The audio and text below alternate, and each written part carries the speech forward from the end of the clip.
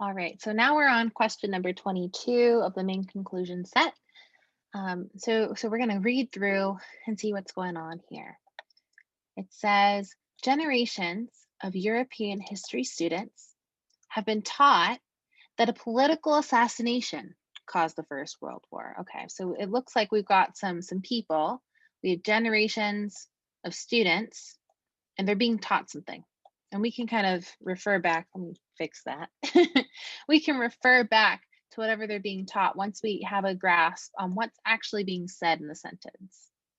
They're being taught. And they're being taught that political assassination caused. We love causes, so we'll just kind of hold on to those. But simple sentences, generations of students have been taught. Without some qualification, however, this teaching is bound to mislead. So we're starting to change the script here. We've got an indicator of some change, and then the author says it's bound to mislead. Since, and there's a premise word, since the war would not have happened without the treaties and alliances that were already in effect and the military force that was already amassed. So this is where the author starts weighing in. They say, you know, that's kind of misleading because here's everything else that's true. These were the deeper causes of the war, whereas the assassination was a cause only in trivial sense. So the author is explaining all of these different reasons why this is misleading. And they're misleading because these are deeper causes. And if we didn't really catch the causes early on, we can go back to our premise word since up here and see what's going on. We've got two premise words that I can see right now, since and whereas. All right, so far the author is saying this is what people are being taught. This is misleading. And here it's, here's all these other things that are factoring into the World War. And these are actually deeper causes. Okay, here's the last sentence. It was like the individual spark that happens to ignite a conflagration that was, in the prevailing conditions, inevitable. So if we just break down that sentence, it was like the individual spark, it was inevitable. So they're saying that basically what people are being taught is misleading. And that's because there's deeper causes, and ultimately it would have happened anyway. So, if students are being taught that political assassinations caused the World War, the author says, no, this was going to happen anyway. It just made it happen quicker. It lit the spark and bam, ignites a conflagration. I imagine if we don't know what that is, if something's being lit up here, got this big fire, there's like our little house is burning, everything's descending into mass chaos. We've got our little people. I digress. But that's what's happening. He's saying this is just so irrelevant. This was going to happen anyway. It was just the spark that ignited all the flames. Okay, I'm gonna leave that alone. So which of the following most accurately restates the main point of the passage? A, the assassination did not cause the war, since the assassination was only the last in a chain of events. That's a little interesting. Leading up to the war, each of which had equal claim to being called its cause. So we're really got to ask ourselves, is the author saying that the assassination did not cause the war? And was this the last in the chain? We don't really know if it's the last in the chain, but it did spark all of these things, and it's possible that all of these things are happening at the same time, and this was just the most impactful one right before the war, but it doesn't mean it was the last. And what's being said here is not necessarily that the author or that generations of history students are being misled. It could be that let's look at this. It could be that it did cause it and it needs qualification. We forget that the author says without qualification, this is bound to mislead. So the author doesn't come right out and say that assassination did not cause it.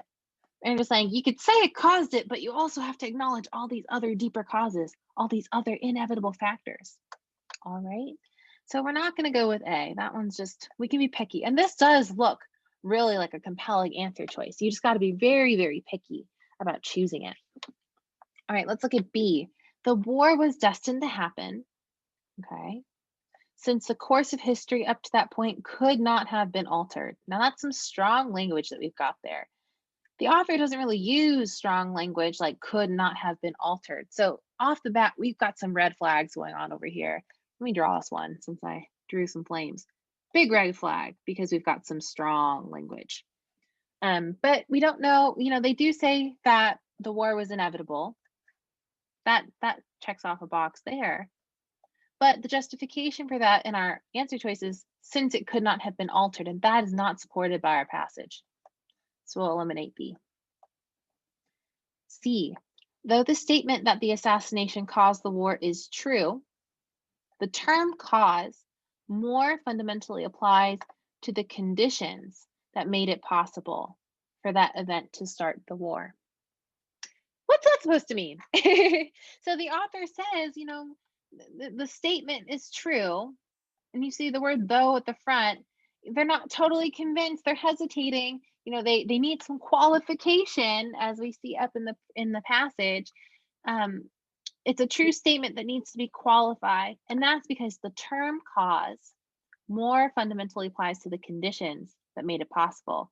So all of these other things that made it possible, the war could not have happened without treaties and alliances, military force. It's referring to the deeper causes all the way back up here. So that we're really liking answer choice C right now. We'll kind of, check it off and see what's going on with the other two answer choices, but this is looking like a really nice choice.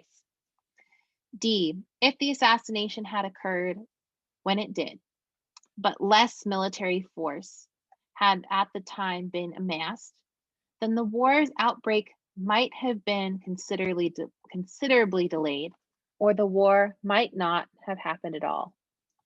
So we've got some non-committal language in here. This is kind of the opposite of what's going on in answer choice B, might not have happened. And that's going to actually eliminate that answer choice because the author uses strong language to say that it was inevitable. So we're not really liking this in contrast to the war might not have happened. He's the author. We know the author knows it's going to happen. War is inevitable. Everything is going to burn down. We are going to have mass chaos over here. So we can't let this answer choice be right. It might have been delayed. We just don't have enough information about that. And we don't talk about the impact of less military force.